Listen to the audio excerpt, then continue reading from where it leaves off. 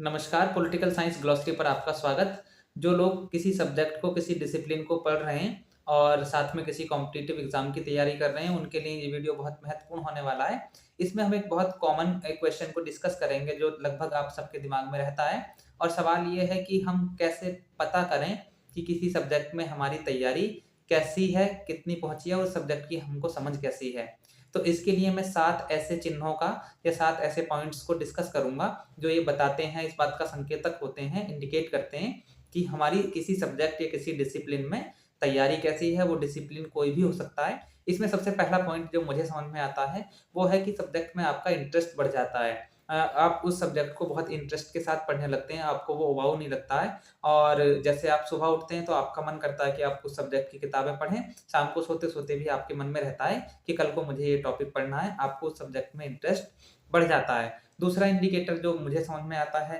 किसी सब्जेक्ट में हमारी समझ कैसी है उसका है कि हम एग्ज़ाम्पल्स अपनी डेली लाइफ़ से ऑब्ज़र्व करने लगते हैं। फॉर एग्ज़ाम्पल यदि हमने डिस्क्रिमिनेशन पढ़ा, जेंडर डिस्क्रिमिनेशन पढ़ा, तो हम लोग अपनी घर की लाइफ़ में भी, अपनी डोमेस्टिक लाइफ़ में ये देख पाते हैं कि किस तरह से हमारे घरों में भी लड़की और लड़के के बीच में भेदभाव किया जाता है, चाहे खाने-पीने की चीज़ों को लेके हो या कहीं बाहर रिश्तेदारी में घूमने को लेकर हो या फिर अपने ही घर में किन्हीं डिसीज़न्स को लेकर। तीसरा पॉइंट जो बहुत इम्पोर्टेंट है, वो ये है कि जब आप कोई कॉम्पिटिटिव एग्ज़ाम देते हैं, तो आप उसमें आए हुए जो यूनिक क्वेश्चन्स हैं, जो ओरिजिनल क्वेश्चन्स हैं, जो पहले कभी किसी कॉम्पिटिटिव एग्ज़ाम में नहीं पूछे गए थे, जिनको आपने पहले नहीं देखा था, आपने पहली बार उन क्वेश्चन्स को देखा, उस ढंग के क्वेश्चन को देखा और आप यदि उनको अटेम्प्ट कर पाते हैं, आप उनको ठीक कर पाते हैं, तो एक बहुत बड़ा इंडिकेटर ये है कि आप उस सब्जेक्ट में एक अच्छी समझ रखते हैं। नेक्स्ट पॉइंट है, जब आप पढ़ते हुए खुद से ये सोच पाते हैं कि अगला क्वेश्चन इस टॉपिक से किसी कॉम्पिटिटिव एग्जाम में क्या पूछा जा सकता है, तो आप उस सब्जेक्ट की एक अच्छी और गहरी समझ के स्तर पे होते हैं। इसका एग्जाम्पल ये है जैसे भारत के संविधान की उद्देशिका है, तो उसमें आपने देखा होगा उद्देशिका में जो प्रयुक्त शब्द हैं उनके अर्थ को लेकर सवाल पूछा जा चुका है, उनके क्रम को लेकर सवाल पूछा जा चुका है, जो न्याय का क्रम है उसको लेकर के भी और जितने प्रकार की स्वतंत्रता या समानता की बात की गई है उनको लेकर के भी। तो एक बार मेरे दिमाग में ये बहुत आया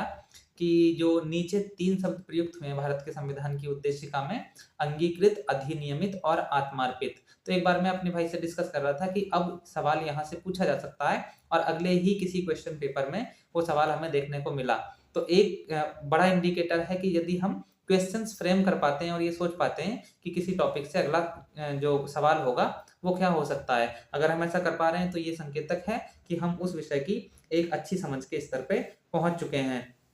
नेक्स्ट है कि जब आपका सवाल फैक्चुअल की जगह कॉन्सेप्चुअल हो जाए। बहुत शुरुआती जो पाठक हैं आप इसको ध्यान से ऑब्ज़र्व करना। किसी विषय के शुरुआती पाठक आपसे फैक्चुअल सवाल पूछते हैं। जैसे एग्ज़ाम्पल के लिए कि कांग्रेस सिस्टम शब्द का इस्तेमाल किस विद्वान ने किया है या कब किया है या कौन-सी किताब में किया है। लेकिन जब आपका सवाल इस पे ना रह कर के यहाँ तक आ जाए कि कांग्रेस सिस्टम क्या है और ऐसी क्या परिस्थितियाँ थी कि प्रोफ़ेसर रजनी कोठारी को भारतीय दलीय व्यवस्था का एनालिसिस करते समय इसको कांग्रेस सिस्टम कहना पड़ा और इसके साथ-साथ आज की जो दलीय व्यवस्था है, अगर हम आज की दलीय व्यवस्था का विश्लेषण रजनी कोठारी के इस कांग्रेस सिस्टम के आईने से करें, तो क्या हम इसको भाजपा सिस्टम कह सकते हैं? यदि आपके सवाल इस तरह से कॉन्सेप्चुअल हो जाते हैं, तो ये भी इस बात का संकेतक है कि आप किसी विषय की अच्छी समझ के स्तर पे हैं। एक और पॉइंट जो मैं बताना चाह रहा हूँ, वो ये है कि जब आपको बड़ी किताबें, मोटी किताबें छोटी लगने लगती हैं, आप उनसे डरते नहीं हैं, आप उनसे दूर नहीं भागते हैं, आप उनसे घबराते नहीं हैं, बल्कि इंटरेस्ट के साथ उसको पढ़ते हैं। तो ये भी एक बड़ा संकेतक है कि आप उस सब्जेक्ट में रुचि ले रहे हैं और किसी समझ के अच्छे स्तर पे पहुँच चुके हैं। एग्ज़ाम्पल के लिए तुलनात्मक राजनीति की ये किताब है, तुलनात्मक राजनीति एवं राजनीतिक संस्थाएँ और इसको लिखा है प्रोफ़ेसर सीबी गैना ने। ये बहुत अच्छी खासी मोटी किताब है तुलनात्मक राजनीति की, जिसमें लगभग 800 से 1000 पेजेज़ हैं। तो तुलनात्मक राजनीति की और गहरी समझ के लिए यदि आप इसको पढ़ते हैं और इंटरेस्ट के साथ पढ़ते हैं, तो ये भी इस बात का संकेतक है कि आप उस विषय में अच्छी समझ के स्तर पर हैं। एक लास्ट पॉइंट जो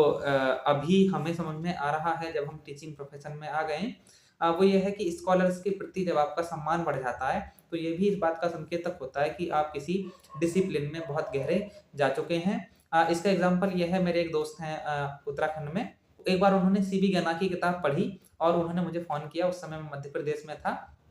उन्होंने ये कहा कि सर इस किताब को पढ़ने के बाद मुझे ऐसा लग रहा है कि मैं अभी जाकर के सीवी ज्ञाना सर से मिलूँ और उनके पैरों में जाकर के नमन करूँ। क्योंकि उन्होंने इतनी शिद्दत से, इतनी मेहनत से इस किताब को लिखा है, एकदम नीटली वुवन है वो किताब। बहुत